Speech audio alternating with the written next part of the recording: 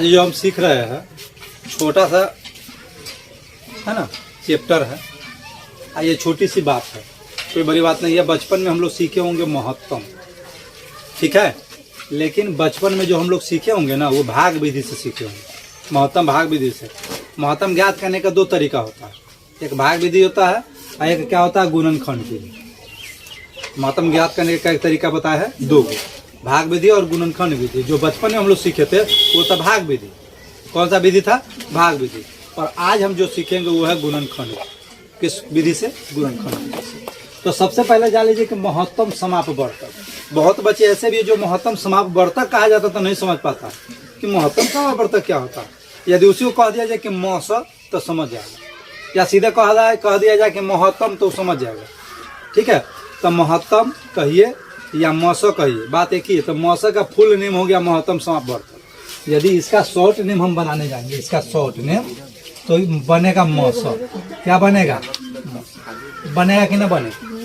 म से महत्तम, स से समापवर्तक, इसलिए इसको महत्तम कहते हैं। अच्छा, इंग्लिश में इसको कहते हैं HCF। क्या कहते हैं? HCF। देख रहे हैं? HCF का मतलब हुआ हाईएस्ट कॉमन फैक्टर।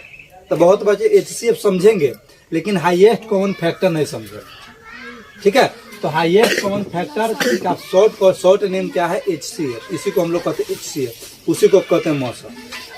HCF तो खैर बहुत बच्चे जानते भी होंगे, और ये जो अब नया जो बता रहे हो वो नहीं जानता। ग्रेटेस्ट कॉमन डिवाइजर, जिसको कहेंगे GCD, ये नहीं जानता कोई। इसको कहते हैं GCD शॉर्ट नेम।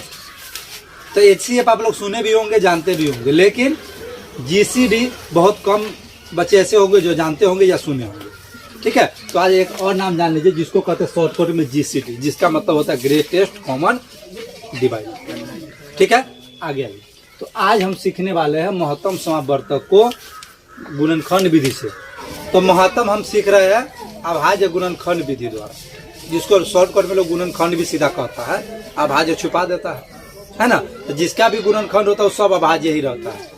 गुणनखंड में जितने भी संख्या प्राप्त होता है सब अपने आप में अभाज्य रहता है। क्या रहता है? अभाज्य। अभाज्य का मतलब क्या होता है? जो एक और अपने आप से क्या होता है? कटता है। तो जितने भी हम निकालेंगे ना गुणनखंड में, तो जितने भी संख्या निकल कर आएगा सब अपने आप में वो अभाज्य रहता है, इसलिए उसको कहा जाता है अभाज्य गुणनखंड। बात समझ गए? चलिए अब चलते हैं टॉपिक की ओर। उदाहरण के तौर पर एक हम ले लिए 30 और 45। इसका हम क्या करके दिखा रहे हैं आपको? अभाज्य गुणनखंड विधि के द्वारा से मौसम निकाल कर दिखा रहे हैं, ठीक है। चलिए ले लिए। अब जब भी हम इधर हम रफ कर रहे हैं, ठीक है बुआ, ये रफ है। क्या है? रफ है। चलिए अब ये 30 है, हल कर रहे हैं। 30 बराबर 45 बराबर। अब 30 का सबसे पहले क्या करेंगे? अभाज्य गुणनखंड तोड़ लेंगे। बहुत ऐसे बच्चे होंगे, या आप लोग कर सकते हैं कि यहीं पे एक बार में ही कर देंगे, लेकिन रफ करके कीजिएगा तो ज़्यादा सटीक होगा। तो उसमें हो सकता है ना गलत हो जाए, तो पहले रफ कर लीजिए। तो 30 का हम करेंगे, तो 30 का अभाज्य गुणनखंड कितना से लगेगा? 2 से लग जाएगा। 2 से कितने बार में लगेगा? फिर 2 से नहीं लगेगा, 3 से लगेगा, 3 से 5। अब देखिए जो भी संख्या निकल कर आया वो अपने आप में अभाज्य है कि नहीं है? 2 एक और अपने आप से क्या होगा? विभाजित होगा। 3 अपने आप से 1 से और अपने आप से विभाजित होगा। 5 एक और अपने आप से विभाजित होगा। तो हम जानते हैं कि वैसे संख्या जो एक और अपने आप से विभाजित हो वो क्या कहलाता है? अभाज्य कहलाता है। तो जितने भी ये करके आता है सब अपने आप में अभाज्य रहता है, इसलिए हम कहते हैं इसको अभाज्य गुणनखंड। क्या कहते हैं? अभाज्य गुणनखंड। तो 30 का गुणनखंड निकल कर क्या आया बुआ? 2 गुने 3 गुने 5 निकल कर आया। उसके बाद 45 का करेंगे। 45 कर लीजिए। 2 से नहीं होगा, 3 से हो जाएगा, है ना। 3 से होगा 15 बार में, फिर 3 से होगा क्या बार में? 5 बार। आगे आइए। तब इसका अभाज्य गुणनखंड क्या निकल कर आया? 3 गुने 5। अब बारी आती है ये कर लेने के बाद, अब बारी आता है मौसक ज्ञात करने का। अब ये तो कर लिए, अब कहेगा सर ये तो कर लिए, अब मौसक क्या होगा? ये तो अभाज्य गुणनखंड हुआ, तो मौसक वही होगा जितने भी पद रहेगा। यहाँ पे 2 गो था, हो सकता है 3 गो दे दे, हो सकता है 4 गो दे दे। तो जो सभी में जो संख्या हो वही हमारा क्या कहलाता है? मौसक कहलाता है। ठीक है। अब इसमें दोनों में ऐसा देखिए कौन ऐसा संख्या है जो दोनों में उपलब्ध है। अब इसमें देखिए कि कौन ऐसा संख्या है जो दोनों में उपलब्ध है, ठीक है। और जो दोनों में होगा ना तो उसको दो नहीं गिनेंगे, एक ही गिनेंगे। क्या गिनेंगे? एक ही गिनेंगे, ठीक है। वो एक बार होगा। अब देखिए जरूरी है कि सामने सामने ही हो, कहीं भी हो, इससे फर्क नहीं पड़ता। बहुत बच्चे क्या करते हैं कि सामने सामने खोजने लग जाता है। अब बच्चे को कहा जाएगा तो बच्चा क्या करेगा? 3 मात्र खोजेगा। वो कहेगा ये 3 सामने है, ये 5 सामने है, तो ये हो जाएगा। जरूरी नहीं है सामने सामने ही होना चाहिए, कहीं भी हो, लेकिन दोनों में होना चाहिए। क्या होना चाहिए? दोनों। अब देखिए इसमें देखिए 3 भी है, तो जो दोनों में हो तो एगो गिनाता है। क्या वो गिनाएगा? एगो। तो ये दोनों में है, देख रहा है ना? तो एगो गिनाएगा 3 गुने, फिर ये दोनों में है, एगो गिनाएगा 5। अब इस दोनों को गुना कर दीजिए, 5 या ही 15, यही हमारा क्या कहलाएगा? मौसम। ये हमारा क्या हुआ? मौसम। समझ गया? आ गया ये। अब आप लोग के मन में ये सवाल उठना चाहिए कि सर जो मिल गया है दोनों में, ठीक है, वो मौसम हो गया, ठीक है। आप ये भी आ रहा है सवाल कि सर इसमें 2 गो मिला है तो दोनों को गुना कर दिए। यदि एक गो मिलेगा तो क्या करेंगे? तो वही एगो रह जाएगा। मान लीजिए ये 5 नहीं रहता, 1 मिनट के लिए समझ लेते हैं, तो सिर्फ 3 मिला तो सिर्फ 3 रह जाता, फिर गुना करने की वहाँ पे जरूरत नहीं होता। यदि 1 से अधिक आ जाएगा, 2 गो 3 गो 4 गो, तो वो सब आपस में क्या होगा? गुना होगा, ठीक है। यदि सिंगल एगो आएगा तो जैसे कि तैसे उसको लिख देंगे, वो मौसम आएगा। और मन में ये सवाल भी उठना चाहिए कि सर जिसका 9 मिलेगा दोनों में तो क्या होगा? उठना चाहिए ना। तो जिसका 9 मिलेगा 1 होगा उसका मौसम। आंख बंद करके 1 कर दीजिए। अब देखते हैं, एक उदाहरण के साथ समझा देते हैं। 15 17 एक उदाहरण के तौर पर ले लिए। अब क्या करेंगे? 15 का अभाज्य गुणनखंड करेंगे, 17 का भी अभाज्य गुणनखंड करेंगे। चलते हैं रफ की ओर। 15 का अभाज्य गुणनखंड क्या होगा? 3 से लग जाएगा 5, तो इसका अभाज्य गुणनखंड आया 3 गुने 5। 15 का अभाज्य गुणनखंड 3 गुने 5। अब 17 का तो अभाज्य गुणनखंड संभव नहीं है, नहीं ना है, तो 9 है, तो इसको ज्यादा से ज्यादा क्या करेंगे? 1 17 हो जाएगा, 1 से लगाएंगे तो। और सभी संख्या 1 से लगता है, ऐसा बात नहीं है। ये नहीं लगने वाला था इसलिए 1 लिखे, 1 से लगाना चाहते तो इसमें भी लग जाता है ना। तो क्या हुआ? तो इसका कोई अभाज्य गुणनखंड हमारे पास नहीं आया, तो इसको 1 गुने 17 लिख सकते हैं, या सीधा 17 ही लिख दीजिए।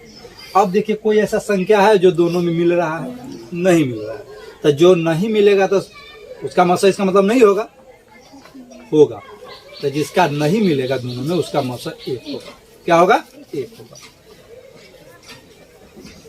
तो मौसा बराबर इतना आया समझ? क्योंकि इसमें भी 1 छुपा हुआ है, यदि इसमें भी 1 लगा देंगे तो क्या फर्क पड़ेगा? कोई फर्क पड़ेगा? नहीं पड़ेगा।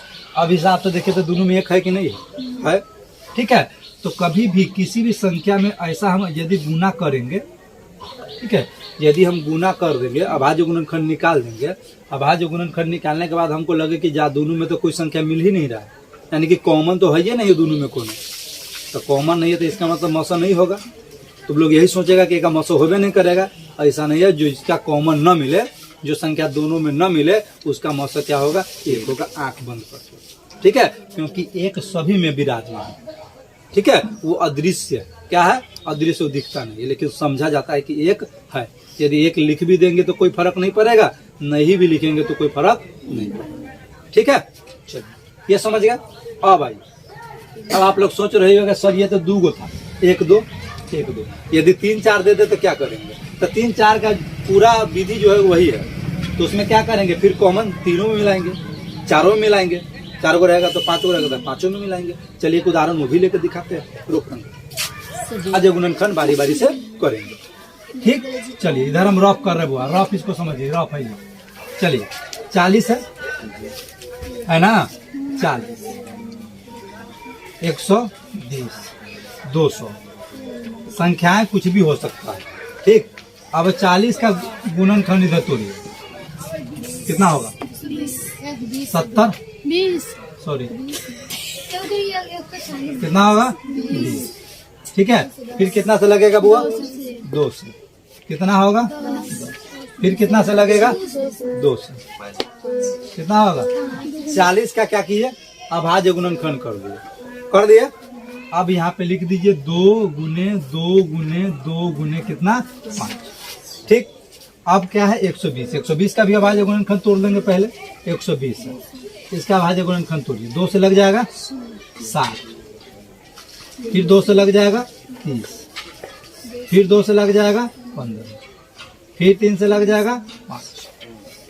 ठीक है, ये सब अभाज्य गुणनखंड है, क्योंकि सब अपने आप में ये सब क्या है, अभाज्य है। ठीक है, अब इसका क्या हो गया, 2 गुने कितना होगा, 3 गुने 5।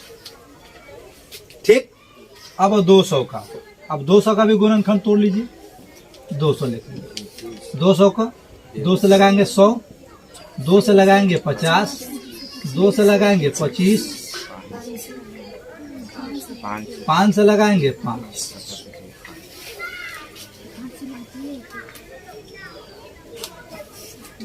ठीक है। अब ही इस हिसाब से 200 का भी क्या कर लिया, अभाज्य गुणनखंड हम तोड़ लिया। अब यहाँ लिखेंगे 2 गुने 2 गुने 2 गुने 5 गुने 5। अब हो गया सबका। इस प्रकार से तीनों का क्या कर लिए, गुणनखंड हम क्या करिए, ले आए। अब तीनों में कॉमन खोजेंगे। क्या खोजेंगे, कॉमन। या अपने भाषा में समझिए कि हम ऐसा संख्या खोजेंगे जो तीनों में क्या हो, विराजमान, तीनों में हो। चलिए, तो उसको हम कहेंगे मौसम। क्या कहेंगे, अब देखिए ये 2 तीनों में है, देख रहा है।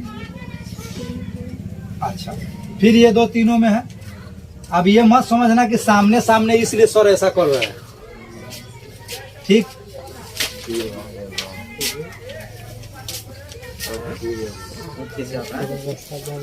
समझिए, ऐसा हम इसलिए कर समझाने के लिए, नहीं कि तू उसे घेरने घाड़ने लगा। ठीक है, अब ये भी मत समझना कि सामने सामने इसलिए सर जी ऐसे कर रहा है। ठीक है, अब ये भी मिल गया। अब देखिए तीनों में, अब ये 5 भी तीनों में उपलब्ध है। ठीक है, अब देखिए ये 2, एक और 2 है जो तीनों में उपलब्ध है। ये सब कॉमन है। क्या है, कॉमन, अर्थात तीनों में। यदि यही 4 पद रहता, एक और कर देते तो चारों में मिलाते। ठीक, अब देखिए, तो ये 2 हुआ गुना, ये 2 हुआ गुना, ये 2 हुआ गुना, ये 5 हुआ। ठीक, अब सभी को आपस में क्या कीजिए, गुना करिए। तो 2 दूनी 4, 4 दूनी 8, 8 पंचे क्या होगा, 40। ये क्या हो गया, ये क्या हुआ, प्राप्त, मौसम प्राप्त हो गया। किस विधि से, गुणनखंड। ठीक है, समझ आ गया। इस हिसाब से हम समझ सकते हैं कि किस हिसाब से बनाना है कथी, है ना, आसान। तो गुणनखंड विधि से बहुत आसान है मौसम ज्ञात करना। ठीक है।